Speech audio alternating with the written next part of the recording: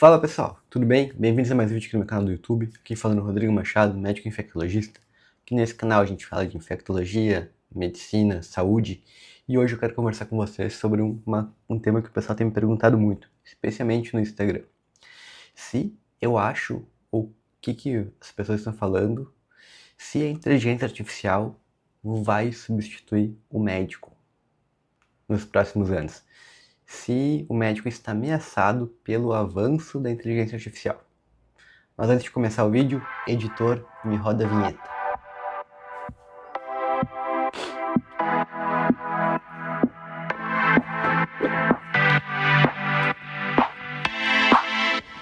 Então, fiz algumas anotações aqui para a gente debater um pouquinho sobre esse assunto.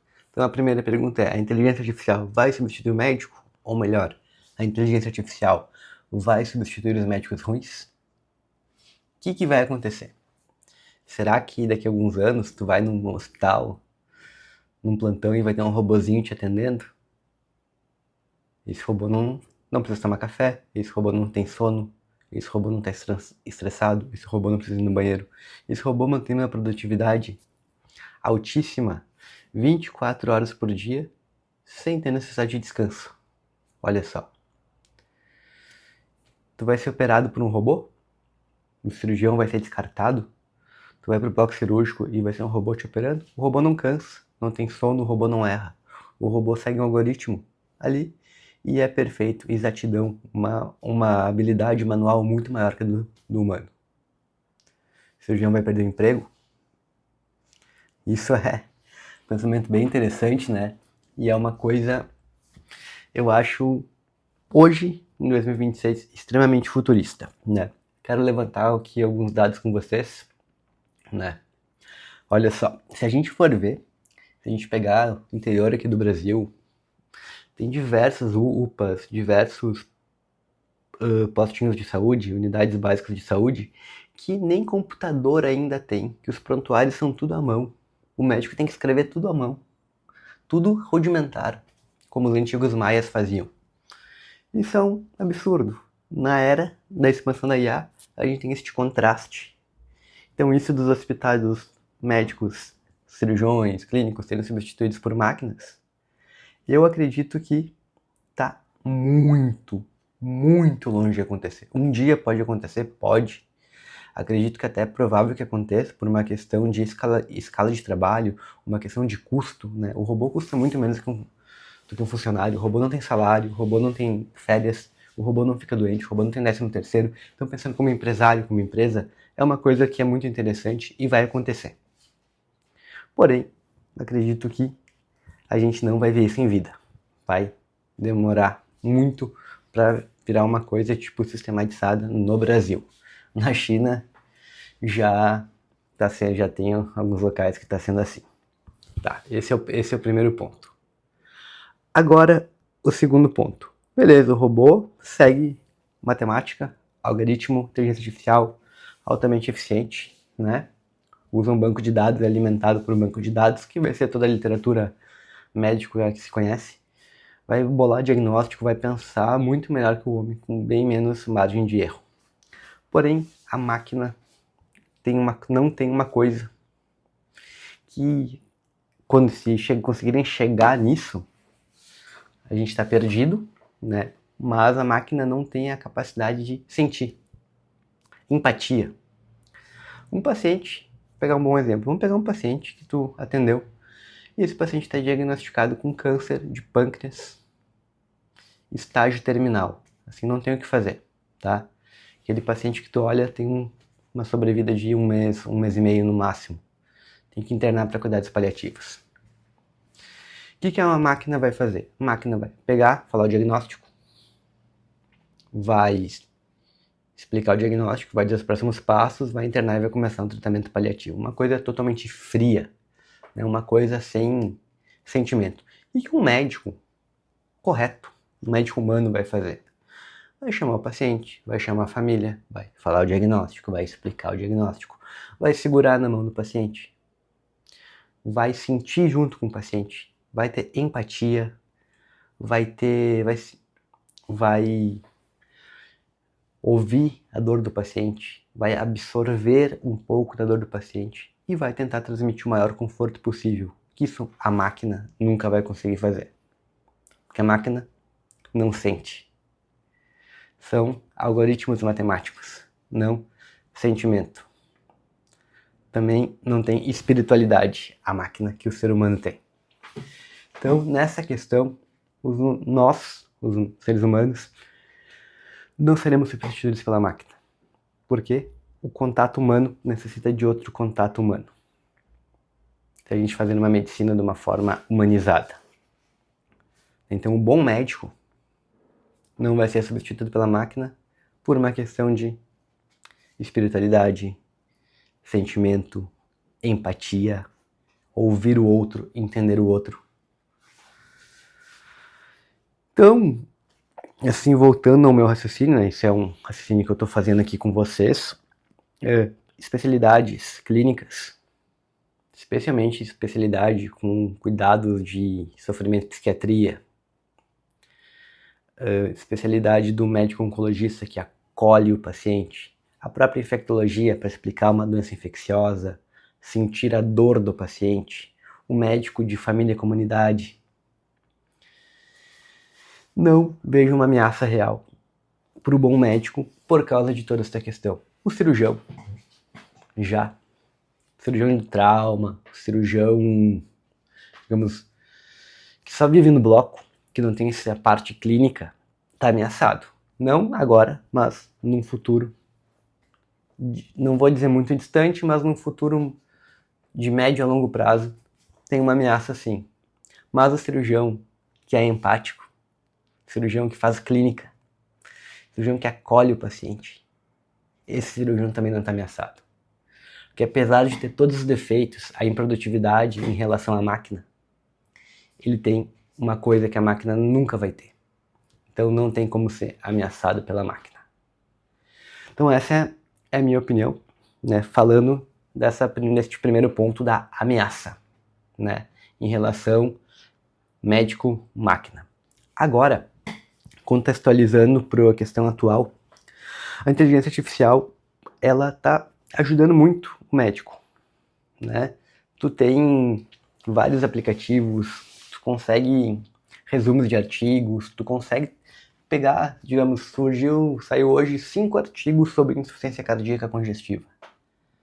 Eu não vou ter tempo de ler esses 5 artigos. Eu boto para a inteligência artificial me resumir esses 5 artigos. Eu leio o resumo deles e entendo. Não vou dizer como se eu entenderia igual se eu lesse os 5 artigos, mas dou uma boa entendida nessas atualizações. Isso não tinha no passado. Isso ajuda muito o médico que se atualiza. É sensacional. Segundo ponto, fazer laudo, evolução em prontuário, tudo inteligência artificial, deixa tudo mais fácil, mais bonito, mais legível, fica tudo melhor para fazer. E tu consegue fazer muito mais rápido. Então tu pode usar como um auxiliar. Hoje é uma coisa muito interessante.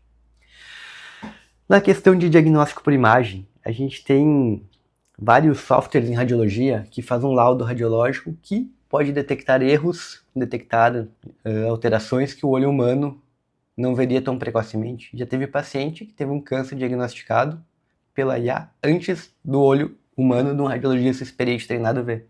Isso salva a vida. Pacientes com diversos sinais que tem que fazer mapeamento dermatológico, pacientes com risco para melanoma, ou que já tiveram melanoma, ou que tem melanoma, por exemplo, câncer de pele mais agressivo, com diversos sinais, faz um mapeamento radiológico. A inteligência artificial compara a evolução dos sinais a um nível que o olho humano do dermatologista mais experiente não consegue ver. E a IA diz se tem alteração ou não. Isso é sensacional. Isso salva vidas. Aumenta muito a produtividade. O médico não vai deixar de passar um erro por estar cansado, porque nós somos médicos, mas somos humanos. Todo médico cansa, tem que tomar água, tem que ir no banheiro, tem que dormir. A IA está reduzindo muito a fadiga. Isso é muito bom, mas ela não está substituindo o médico. Ela está auxiliando o bom médico. Muito diferente daquele primeiro contexto que eu falei com vocês, do robô substituindo o médico. Então, é muito... A gente está vivendo uma evolução assim, na medicina bem interessante, né? Se obviamente, foram usadas da forma certa. Tem aquele médico que está botando tudo na IA. O mau médico, por exemplo, que não estuda, que não se atualiza, que não tem a capacidade mental de formar um diagnóstico, porque estudou numa faculdade ruim, porque não fez residência, porque não se atualizou, ele vai bolar diagnóstico como? Ele vai jogar tudo no ChatGPT, o ChatGPT vai dar uma lista de 4, 5 diagnósticos para ele, talvez um desses seja o diagnóstico certo, né? E ele vai se beneficiar muito, o paciente vai se beneficiar, mas ele está se equiparando ao bom médico. Então talvez um mau médico, usando inteligência artificial, possa ser mais eficiente que o bom médico que não usa inteligência artificial. Esse é um ponto muito interessante para os colegas que não usam começarem a usar. Porque o mau médico usando IA nunca vai se equiparar ao bom médico usando IA. Mas o mau médico que usa IA pode se equiparar ao bom médico que não usa. Porque a inteligência artificial vai suprir toda essa deficiência técnica e de estudo. Né? Isso leva a uma outra questão também, que se tu é um mau médico, tu não tem conhecimento e tu usa IA para tudo, isso vai te criar uma dependência cognitiva. Tu não vai saber raciocinar, bolar um diagnóstico de inteligência artificial. Então um dia faltou luz, o sistema caiu, acabou a bateria do teu celular, tu não trouxe carregador, como tu vai trabalhar? Digamos um cenário apocalíptico, dá uma guerra mundial, lançam uma bomba que destrói a internet, por exemplo. Estou sendo extremamente apocalíptico aqui, né? Digamos um cenário catastrófico assim. E tu perde internet, perde IA, perde tudo. Volta tudo a ser como na era pré-nuvem, digamos anos 90, início dos anos 2000. O bom médico vai se virar muito bem. O mau médico não vai saber, não vai conseguir fazer nada. A gente tem que cuidar bastante dessa dependência cognitiva da IA. Outra coisa, né?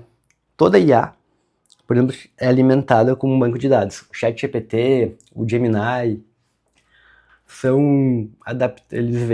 eles têm uma base de dados da internet.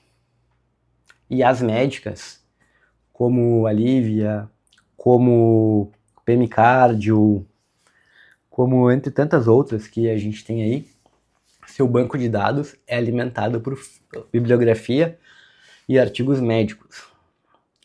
Então tu tem que cuidar muito. Se eu estou usando um ChatGPT ou um Gemini para fazer uma pesquisa de alguma coisa médica, muita coisa que tem ali vem da internet geral. Então tu tem que saber aquilo ali, tem que ter conhecimento sobre aquilo ali, porque senão tu pode estar passando uma informação, fazendo um diagnóstico, um tratamento errado. Porque é uma IA geral, não é uma IA baseada na literatura médica.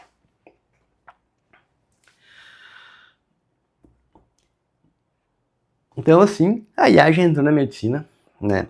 Ela não vai sair, ela só vai se expandir, né? Dei minha opinião nessa questão da IA substituir o médico. Acredito que isso não vai acontecer num futuro próximo. Robozinho te atendendo no plantão, robozinho te operando. Acredito que não. Isso pode acontecer desde que esse robô seja guiado e conduzido por uma pessoa por trás. Porque é a pessoa que tem que gerenciar a IA, não a IA gerenciar a pessoa, né? Primeiro ponto. Segundo ponto, o bom médico que usa IA, ele é imparável. Ele é muito mais produtivo, muito mais eficiente e consegue aumentar a sua capacidade de ajudar as pessoas, de tratar doenças de uma forma absurda. O mau médico que usa IA acaba se tornando um médico resolutivo, um médico eficiente, porque a IA supre todas as deficiências técnicas e cognitivas que ele teve no decorrer da sua formação. E ele pode se equiparar ou até ser superior ao bom médico que não está usando essa ferramenta. É pesado isso que eu vou falar, mas é a verdade nua e crua. Mas o mau médico usando IA nunca vai se equiparar ao bom médico usando IA. Então, usem IA de forma inteligente, né? E agora me comenta aqui embaixo se tu vê a IA como uma aliada ou a IA como uma ameaça. Tá claro que eu vejo como uma grande aliada. Se gostou do conteúdo, deixa teu likezinho aqui, compartilha com algum amigo, alguma coisa, comenta tua opinião aqui embaixo. Abração e até o próximo vídeo.